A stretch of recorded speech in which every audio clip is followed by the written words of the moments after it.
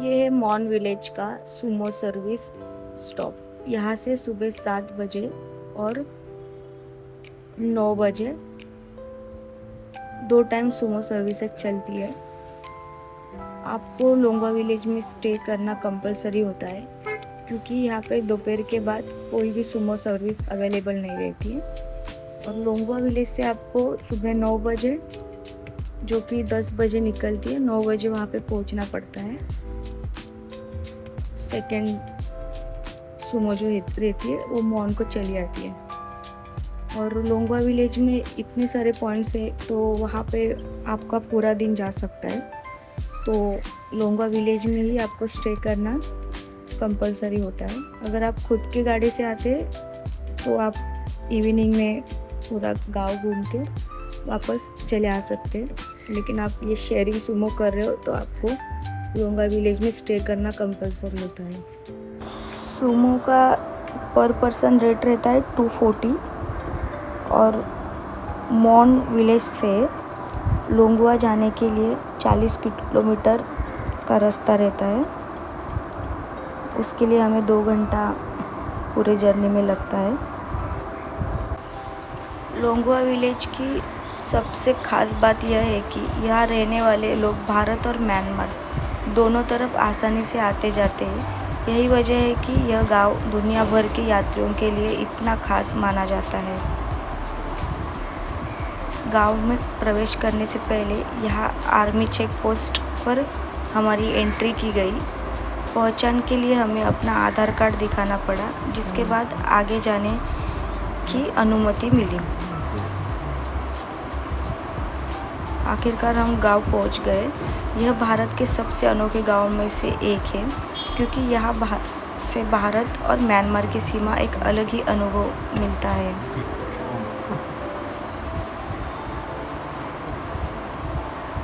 अब शुरू होती है लोंगवा विलेज की असली कहानी। यहाँ का घर, हर गली और हर चेहरा इस गांव की अनोखी संस्कृति की झलक दिखाता है।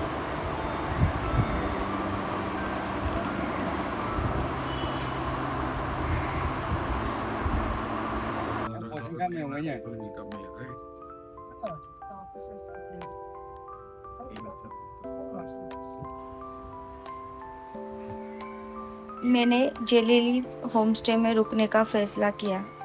यह हमें सिर्फ 1000 रुपीज़ में कमरा मिल गया, जो इस इलाके के हिसाब से काफ़ी अच्छा और आरामदायक था। आइए चलते हैं कमरा देखने के लिए। सीढ़ियों से ऊपर चलते ही हमें ये जो लास्ट का जो है वही कमरा मिला था।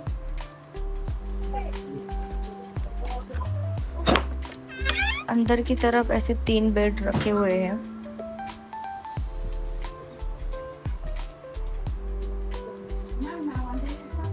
और ये कुछ हेड हंटर्स की तस्वीरें भी यहाँ पे लगाई हुई थी।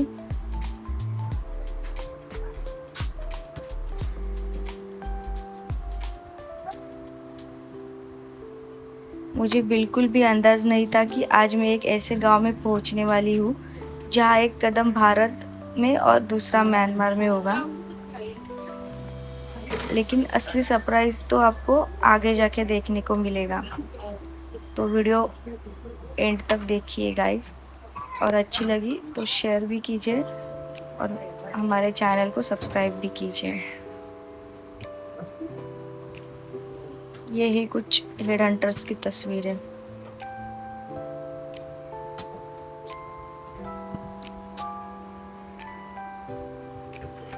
कमरा बहुत आरामदायी था। यहाँ पे फैन की ज़रूरत ही नहीं पड़ती है, क्योंकि पूरा मौसम जो है यहाँ का ठंडा रहता है।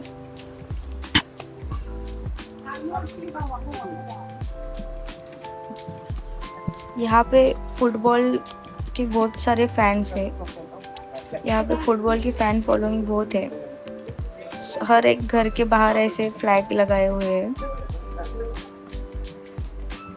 अभी हम लोग आगे चलते हैं।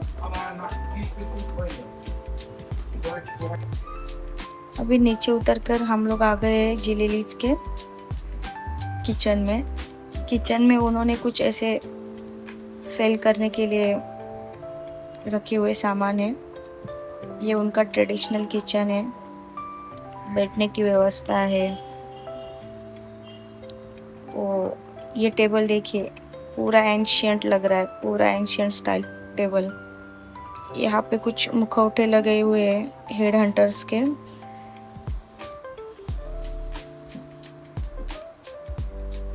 केटल है, कप है,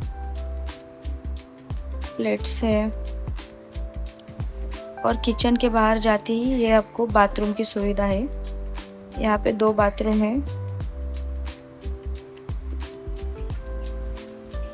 ये है जिलीज का ट्रेडिशनल किचन। गांव को बेहतर तरीके से समझने के लिए हमारे साथ स्थानीय गाइड ओप्पा थे। उन्होंने हमें ऐसी कई दिलचस्प बातें बताई जो शायद एक आम पर्यटक कभी जान ही नहीं पाए। लोंगवा विलेज की सबसे खास मुलाकातों में से एक थी यहाँ के हेड हंटर। उन्होंने अपने चेहरे और शरीर पर बने पारंपरिक टैटू दिखाए जो उनके इतिहास और पहचान का हिस्सा है।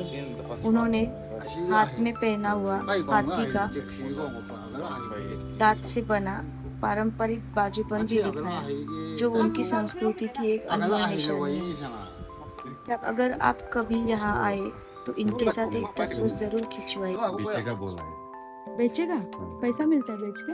नहीं नहीं बेचेगा। किसका सिंग है वो? डियर डियर सिंग। कौन था? याद रखिए, ये कोई टिकट वाला आकर्षण नहीं है। अपनी खुशी से सम्मान के साथ जितना उचित लगे उतना सहयोग या मानधन जरूर दीजिए। इससे उनकी परंपरा और आजीविका दोनों को सम्मान मिलता है। ये है लोंगवा विलेज के हेड हंटर्स। उनके पारंपरिक पोशाकों के साथ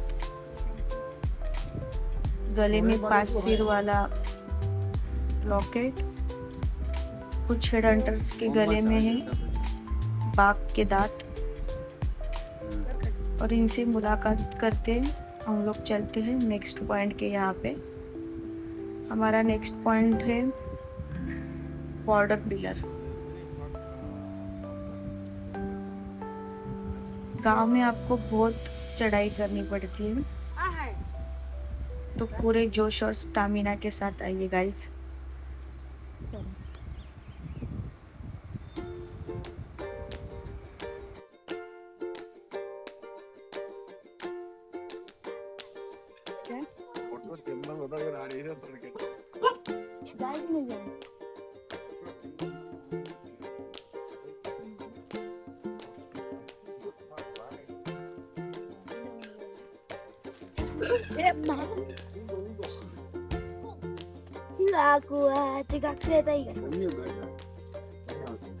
ये बॉक्सिंग करते हैं क्या? एमएमए? एमएमए? ये बॉक्सिंग करता है क्या? Kick boxing? Kick boxing? नहीं नहीं किसने दिया है? हाँ? किसने दिया है? किसने दिया आपको ये? वो को बेटा।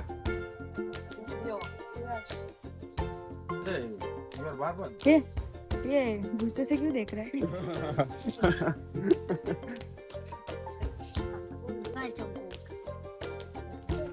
Bird Hunt.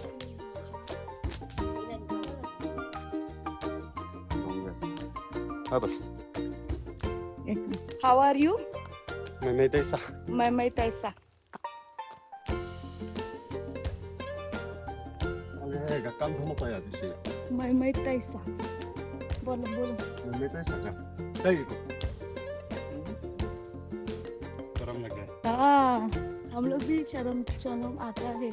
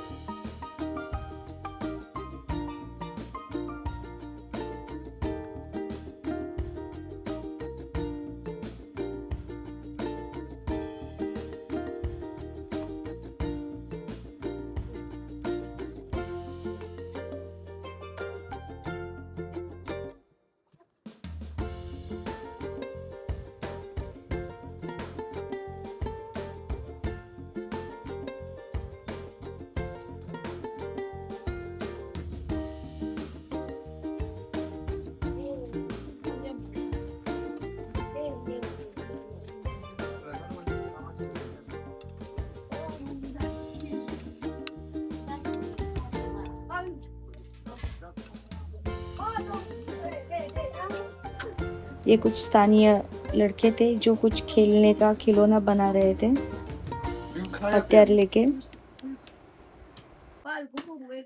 हो गया लगातार चढ़ाई करने की वजह से हम काफ़ी थक चुके थे। तभी हमारे गाइड ओपा हमें एक स्थानीय परिवार के घर ले गए।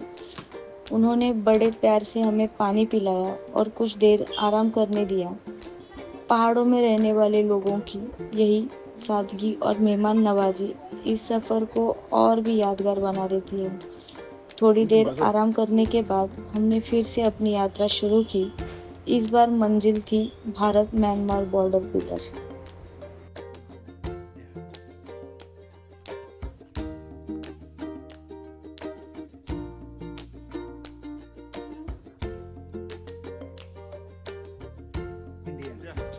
और सामने दिख रहा हूँ मैंने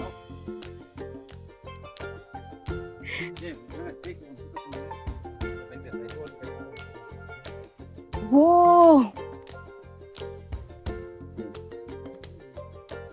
like this. This side India, this This is Burma. Burma.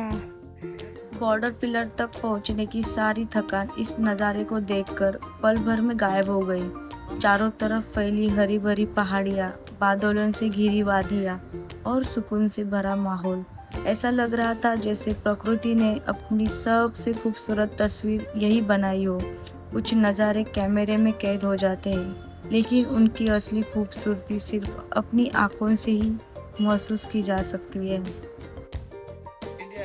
Guys, आप लोंगा विलेज विजिट करने आएंगे तो आप ऊपर से ज़रूर मिलिए। ये अच्छा अपने को गाइड करेंगे। ही is a very kind boy. सब घुमाएंगे आपको प्रॉपर। तो मैं डिस्क्रिप्शन में ऊपर का नंबर लिख दूँगी, तो आप उनको आके मिलें। ये आपको पूरा लोंगा विलेज विजिट करेंगे। Thank you. ऊपा से हाय। Okay bye guys. तो गाइस, अभी हम लोग खड़े हैं इंडिया के यहाँ पर। हम लोग उस तरफ जाएंगे तो ये है म्यांमार। एंड आप म्यांमार का व्यू देख सकते हैं, कितना प्यारा है यहाँ पे।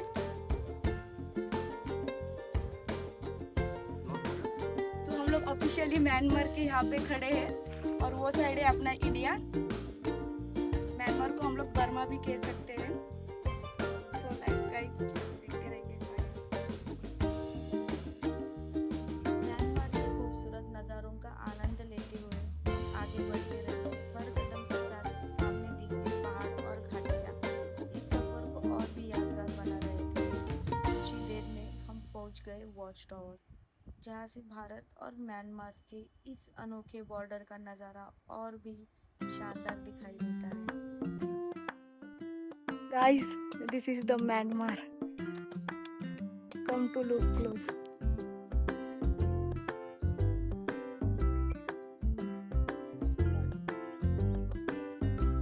ओपा गाइस, ओपा उधर है।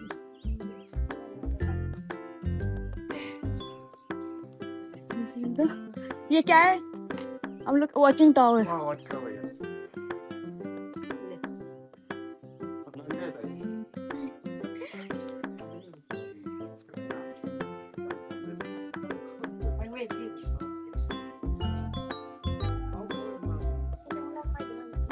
गाइस, ये वॉचिंग टावर। वॉच टावर से नीचे उतरने के बाद हमारे गाइड ओपा हमें एक शॉर्टकट रास्ते से लेकर चले। यह रास्ता थोड़ा रोमांचक था, लेकिन इसी ने सफ़र का मज़ा और बढ़ा दिया।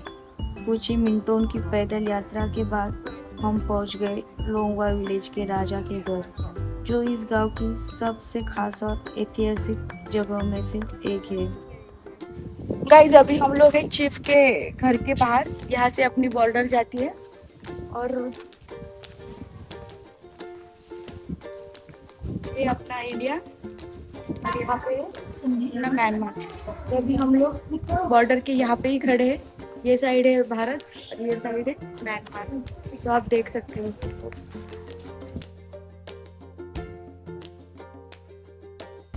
ये ऐसा क्या कर रहे हैं, मारामारी?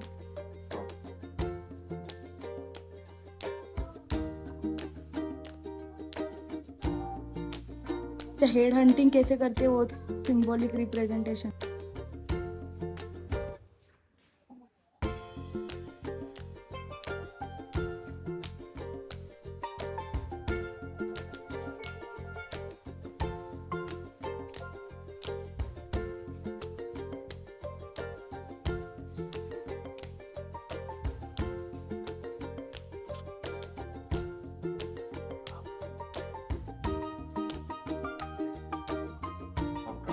वो नहीं है स्टिक स्टिक।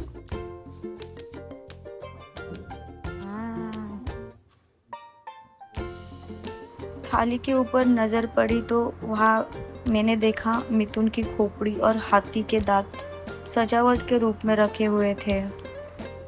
ओपा ने हमें बताया कि यह पारंपरिक थाली गांव के लिए बहुत खास महत्व रखती है। जब गांव के राजा और रानी दोनों का निधन हो जाता है तब इस थाली को विशेष रस्म के दौरान बजाया जाता है। यह सिर्फ एक वाद्य नहीं बल्कि उनकी परंपरा और अंतिम सम्मान का प्रतीक माना जाता है। ऐसी अनोखी परंपरा ही लोंगवा विलेज को बाकी जगहों से बिल्कुल अलग बनाती है।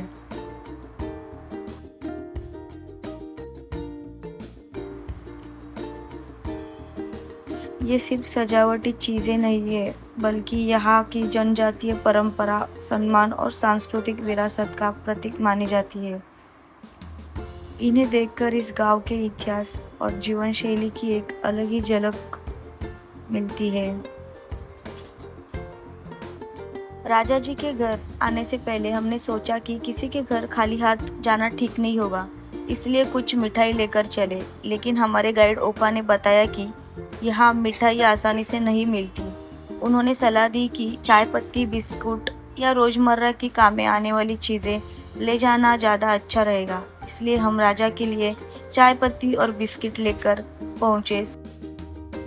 राजा के घर के अलग अलग कमरों से होकर हम आगे बढ़े और आखिरकार उनके पारंपरिक रसोई घर तक पहुँचे। मैं यह देखने के लिए काफ़ी उत्साहित थी कि इस अनोखे गांव का किचन कैसा होता है। यहाँ की रसोई सिर्फ खाना बनाने की जगह नहीं बल्कि उनकी संस्कृति, जीवन शैली और पुरानी परंपराओं की भी कहानी बयां करती है। यह है लोंगवा विलेज के किंग का पारंपरिक रसोई घर। यहाँ आज भी खाना लकड़ी के चूल्हे पर बनाया जाता है। रसोई के बीचों बीच जलती आग सिर्फ खाना पकाने के लिए नहीं बल्कि पूरे परिवार को गर्माहट देने का भी काम करती है। ऊपर लकड़ी के बने रैक पर मांस और दूसरी चीज़ों को धुएं में सुखाकर लंबे समय तक सुरक्षित रखा जाता है। आधुनिक सुविधाएं कम होने के बावजूद यहाँ का यह पारंपरिक किचन उनकी सादगी, आत्मनिर्भरता और सदियों पुरानी जीवन शैली को आज भी जिंदा रखे हुए है। पारंपरिक रसोई और लकड़ी के चूल्हे को देखते देखते हमारी मुलाकात राजा जी के चाचा से हुई। उन्होंने बड़े अपनापन से हमारा स्वागत किया और हमारी यात्रा के बारे में बातें की। कुछ ही देर में रानी जी ने हमें चाय और पानी देकर हमारा आदर सत्कार किया। सच कहूँ, किसी राजा के घर बैठकर उनका आतिथ्य स्वीकार करना मेरी जिंदगी के सबसे यादगार अनुभवों में से एक था।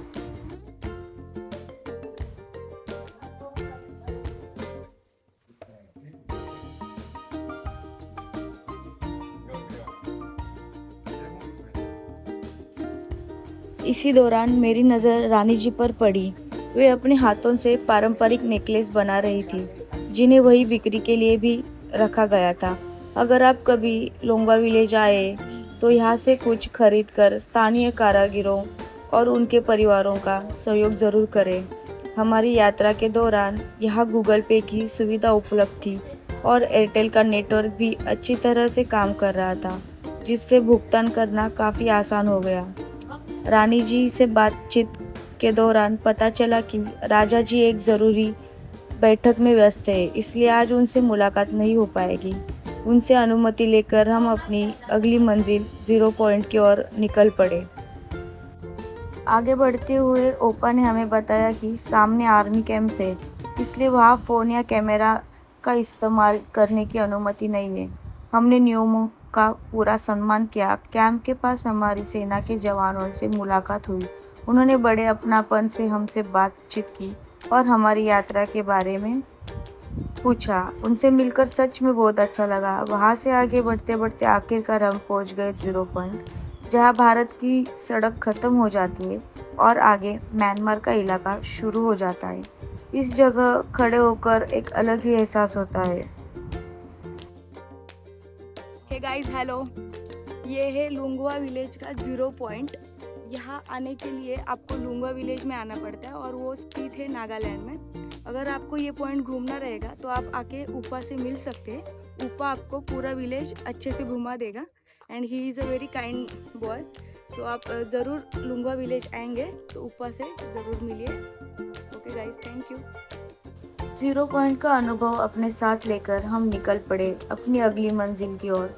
इस बार हमारा लक्ष्य था भारत म्यांमार सीमा पर स्थित एक अनोखा म्यांमार स्कूल, जिसके बारे में जानने की उत्सुकता हमें वहाँ तक खींच लाई। ये है इंडिया म्यांमार फ्रेंडशिप प्रोजेक्ट का सर्टिफिकेट जो वो स्कूल पे लगाया हुआ है। आगे जाके हम देखते हैं इस स्कूल में हमें क्या क्या देखने मिलता है। वो लोग सब जो आ रहे हैं वो भी म्यांमार के ही लोग हैं।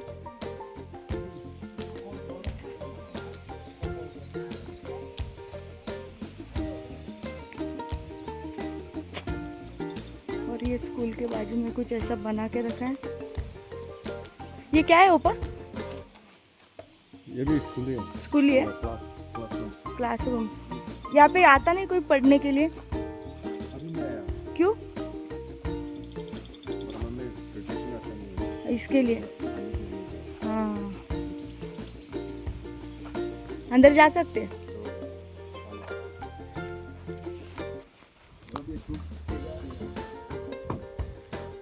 ये हम लोग अंदर जाके देखते हैं क्या है क्या नहीं। ओपा हमको घुमा रहा है। This is the copy guys, Burma language.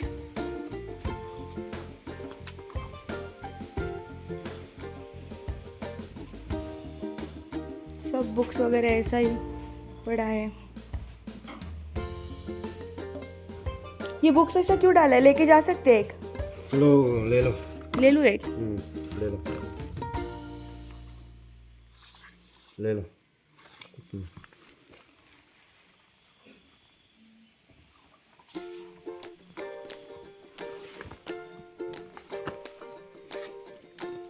Guys, ये बुक म्यांमार का अभी हम लोग मुंबई लेके जा रहे हैं।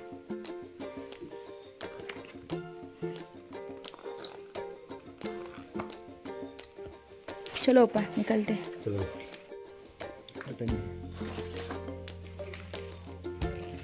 उधर दिखाओ क्या है? This is the library guys, I think. अभी हमारे और म्यांमार के कुछ हालात ठीक नहीं है, इसके लिए कोई नहीं आता है यहाँ पे सीख पढ़ने के लिए। गाइज, सेट स्क्वायर, इसको सेट स्क्वायर बोलते हैं ऊपर। और वो सब पेंटिंग का सामान।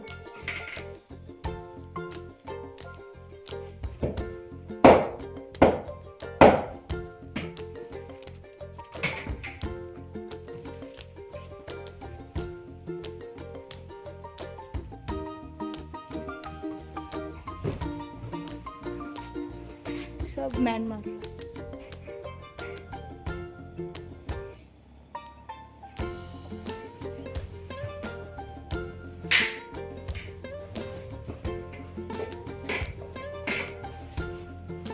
इंग्लिश का कुछ टेक्स्ट बुक है, ग्रेड 1। देखो ऊपर को देखो, he is become a carpenter. ये क्या पता है क्या कर रहे हैं आप? कारपेंट्री का काम कर रहे हैं, जो कि वो मैथ्स के लिए रहता है।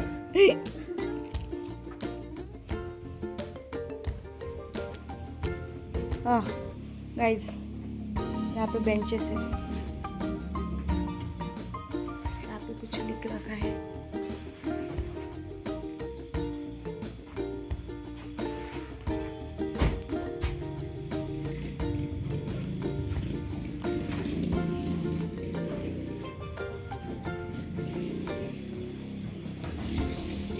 ये कुछ ऐसा क्लासरूम है।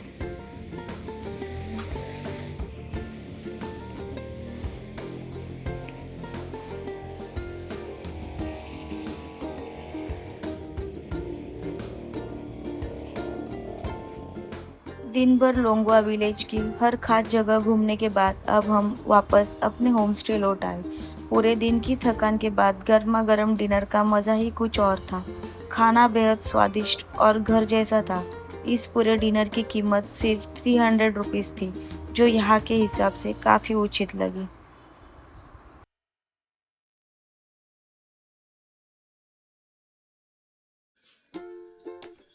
क्या है? टमाटर चटनी। आप सीख गए बनाना ये खाना? आप भी यही खाते कि यही खाते? हाँ चुकंदर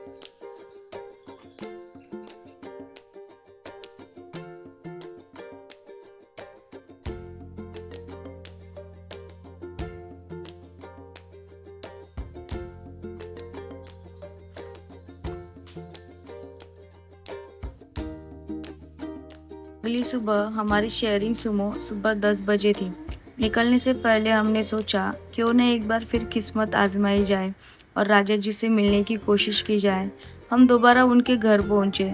उस समय राजा जी नाश्ता कर रहे थे, इसलिए हमने कुछ देर इंतज़ार किया।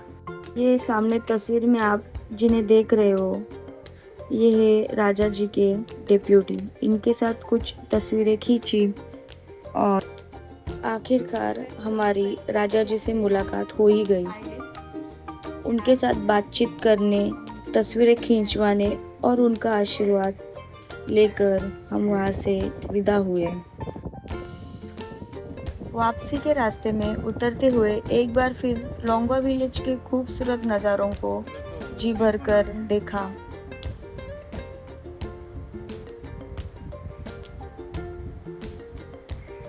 वापसी के रास्ते में उस सड़क को भी देखा जो भारत और म्यांमार की सीमा को अलग करती है। यही वो सड़क है जिसके एक साइड भारत है और दूसरे साइड म्यांमार है। फिर हमने अपना सामान उठाया, शेयरिंग सुमो में बैठे और निकल पड़े मॉन टाउन की ओर, जहाँ से हमें अपनी अगली यात्रा के लिए दीमापुर जाना था।